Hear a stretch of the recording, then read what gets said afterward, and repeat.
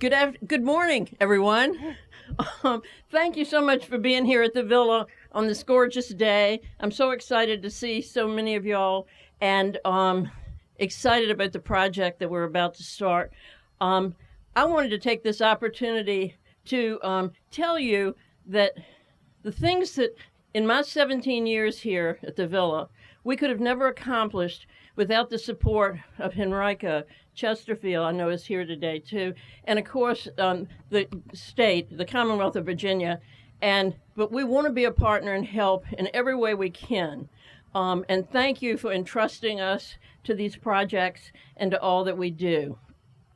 I'm, as I said, retiring in the end of June, and I want to introduce, I think all of you know, but to introduce you to Jenny Friar, who will be taking over as CEO at the Villa. That's why I can retire with a smile on my face and happy, because we have someone who's been here 15 years, who loves the Villa as much as I do, wants to preserve the Villa like I do, and to take care of it because it is such a gift to the community and to always serve.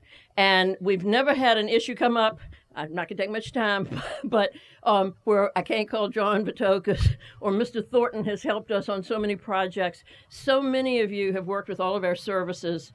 And to be able to have this group to say thank you, I just wanted to be sure and do that. And as my last official act, not on Earth, but at the Villa. So I'd like to introduce Jenny Friar. Thank you, Kathleen. Thank you, Kathleen. And thank you again, everyone, so much for joining us here today to celebrate the groundbreaking of the first crisis receiving center in Central Virginia.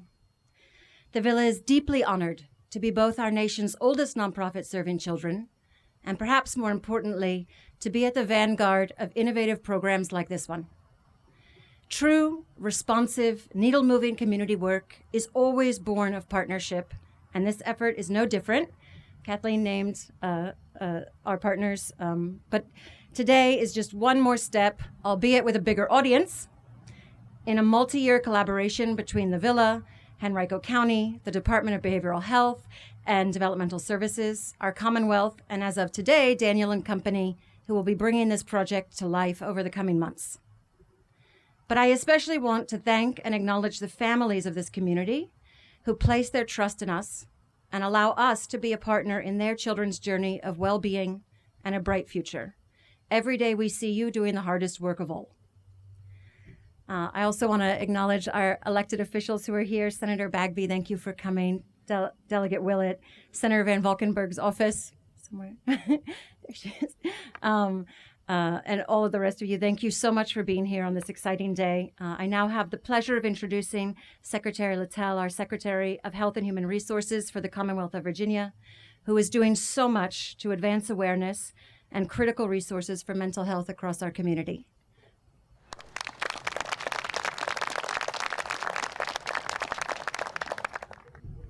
Good morning. What a great day. Thank you, Jenny. I guess your probation period is over. 15 years. 15 years, that's pretty good. This is a great morning, and I think, it really is a testament to Kathleen's leadership here, as well as just the dedication and expertise of the staff, as well as the partners that were mentioned and the donors and everyone who has made this possible. I'd like to just, quickly talk about why we're here and the issue that really has affected so many Virginians, and that's the mental health crisis that we see across our nation, but certainly here, and how it especially affects young people. This is clearly a public health emergency, and it really does require all of us to be engaged. We're incredibly grateful that we have, this is an issue that is very bipartisan. We have enormous support in the legislature. There have been leaders in this. The governor has made it a priority, and the stakeholders, the advocacy groups. I think this is really a great opportunity for us to do something. But the reality is, it's unfortunate. Our children face an unprecedented amount of stress and anxiety every day, probably more than ever. We certainly have witnessed this throughout the pandemic, and see it every day in ways in the news and elsewhere. In the United States, 16% of youth reported suffering at least one major depressive episode in the past year. That translates to almost 2.7 million children who are suffering with major depression. Of the youth that have major depression, only 60% of them received no mental health treatment. Think about that. 60% of kids receive no care when they need it most, no intervention, no help. This is a tragedy that we really must address, and the governor and I are really committed to addressing this head on. In Virginia alone, self-harm emergency department visits have more than doubled from 2016 to 2021. In Mental Health of America's annual report in 2023, Virginia was ranked 48th in access to youth mental health services. We fell from 21 before the pandemic to 48th. Childhood depression is more likely to persist into adulthood if gone untreated, but only half of the children with pediatric major depression are diagnosed before adulthood.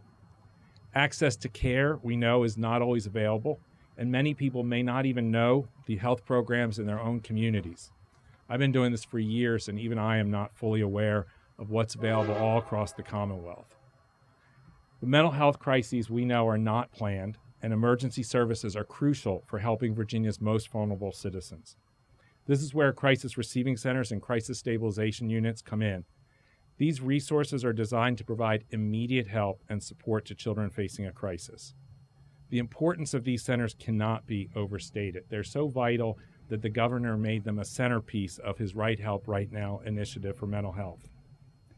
We've developed a comprehensive goal to bolster mental health services, specifically crisis services across the Commonwealth, to meet the behavioral health needs of our citizens.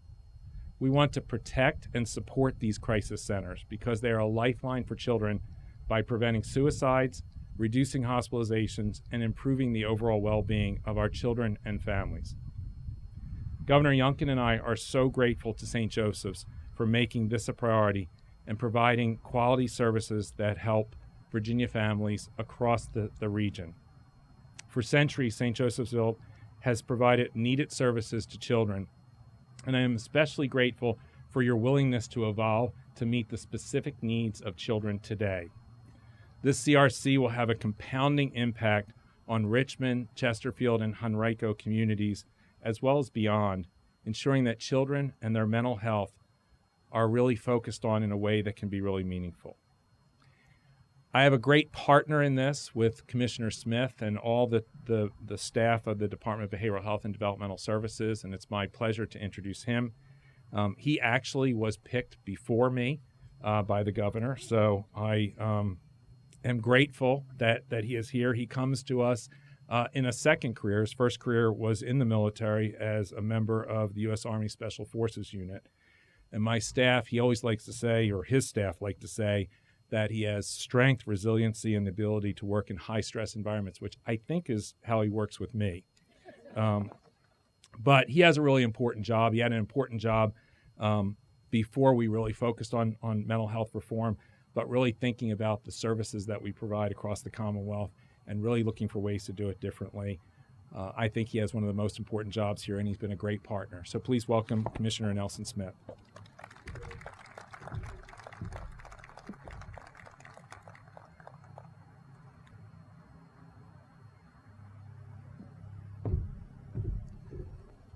Morning. Thanks for having me here today, the team. And as the secretary said, you know, the stress levels are high, but I think more importantly, the stakes are high. But we'll talk about some of that here in a second. First, I'd like to thank you all for having us out here. The old guard being part of this, watching this pass from strong leadership. I got to hear briefly about all the wonderful things that you do here, and I can tell you that it takes a team of people that are passionate, and the long history here is an example of leadership, of your caring compassion for the people you serve, but also your staff. So thank you for everything that you've done. Thank you for what you're about to do. It's really, really cool. And thank you for the distinguished guests for joining us. It is clear that you all care, the investments from your community. We always talk about how it takes a community. We can't solve this in a vacuum or in a singular kind of vessel. It takes everyone. So thank you for all that you're doing and paying attention to these things. St. Joseph's Villa works for DBHDS, the CSBs, private hospitals, and other partners to provide data, solve the problems, but more importantly, take care of our youth that have nowhere to go. Most people have, it's a very difficult system to enter, behavioral health care, right? So, but a great example of this is this partnership we talked about is between St. Joseph's Villa and RBHA, also with Region 4 CSBs, and more importantly, the crisis continuum. So for last year, there were about 174 youth and families that were served here. That diverted about 93% from hospitalization. The so what to that is we want to keep our children and our youth in the community so their families can have access to them. That's a critical piece to their well-being. So right now we're currently working on, if you're familiar with the governor's plan, and the secretary is spearheading this whole thing, Right Help Right Now. A linchpin to this whole thing is 988. Part of 988 provides Virginians with someone to talk to, that's the number you dial, someone to respond, our mobile crisis teams, and somewhere to go. These three things are brought to life by 988. It's like 911, but for mental health emergencies. And our mobile crisis units will be deployed through 988 operators who will race to the side of people that are in crisis. That's anywhere that they are in their communities, in their homes, or just in the street. So right now, we currently have been averaging about 5,700 calls. It varies. It could be upwards of 6,500. But thousands of calls in March alone. The answer rate in the state of Virginia is about 97%. We actually lead the nation. The goal is to have 80% of those calls we can't resolve on the line are resolved in the field. Again, with people who can meet you where you are. And then finally, that's somewhere to go. This is what we have behind us. Keeping people in their community, keeping Virginians in their homes. So we currently have about 65 residential centers statewide. If the budget passes, we'll be able to provide funds for 21 more sites and 15 site enhancements to extend hours and other improvements. This center we're about to break ground on will be integral to this plan of Right Help Right Now to 988 and the continuum of services, I would say, for this community, also for the state. And the partnerships that are formed and bonded here, too, are incredibly important. So thank you all again. Henrico County, all the people that have been behind the scenes. Special thanks to our crisis team for putting a lot of this together. I've heard some really great compliments from the St. Joseph's Villa folks. So thank you for that. And I now have the honor of introducing Mr. Frank J. Thornton, Chairman, Board of Supervisors, and Fairfield District Supervisor of Henrico County. Frank Thornton Frank Thornton was first elected to the Henrico Board of Supervisors in 1995 to represent the Fairfield Magisterial District. He is currently on the Richmond Regional Transportation Planning Organization, Capital Region Collaborative Organization of Council, and the Maymont Foundation Board of Directors, as well as other local, state, and national boards and commissions. Mr. Thornton.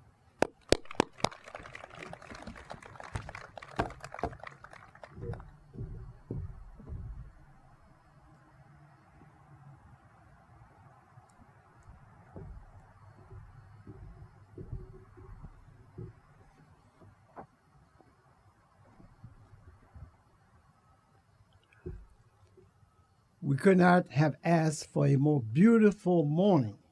I'm sure all of you agree with that. Thank you, Commissioner Smith, and good morning to everyone. On behalf of the Henrico County Board of Supervisors, it is my honor to join you today for this groundbreaking and to herald the promise that the Crisis Receiving Center holds for young people in our community. Ms. Barrett and Ms. Friar, thank you genuinely for your warm welcome. Secretary Littel and Commissioner Smith, thank you also for being here. I also want to take this opportunity to welcome everyone to the Fairfield District.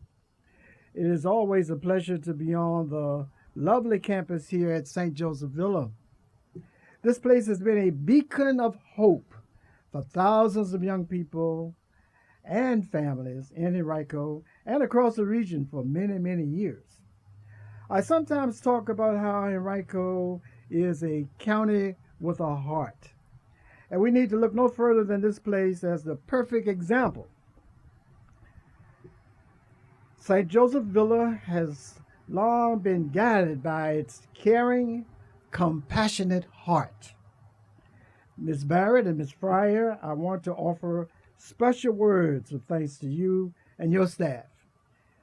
You give hope, you change lives, and you make our community a better place. Thank you for all that you do. Henrico believes in the power of partnerships to build a stronger community. This project is more evidence of what can happen when the nonprofit and government sectors join forces. Utilizing the expertise of St. Joseph Villa, the Crisis Receiving Center will provide essential mental health services for so many young people and support for their families in Henrico and the broader region. The funding of this effort and is grateful. Let me say it this way. We are pleased in Henrico County, the county with the heart, to facilitate the funding for this effort and is grateful that the Commonwealth recognizes its potential to address a vital need for this community. I would also like to recognize Laura Tardy and Daniel Rigsby from Henrico Area Mental Health and Developmental Services for all of their efforts in advancing this project. I think we all will look forward to returning here in 2024 to cut a ribbon where the Crisis Receiving Center is ready to open its doors. To get us started on this process, I would like to turn the program over to Ms. Linda Saltonstall. She has more than 35 years of experience in the clinical field and is responsible for all aspects of clinical service at St. Joseph Villa. Ms. Saltonstall, the podium is yours.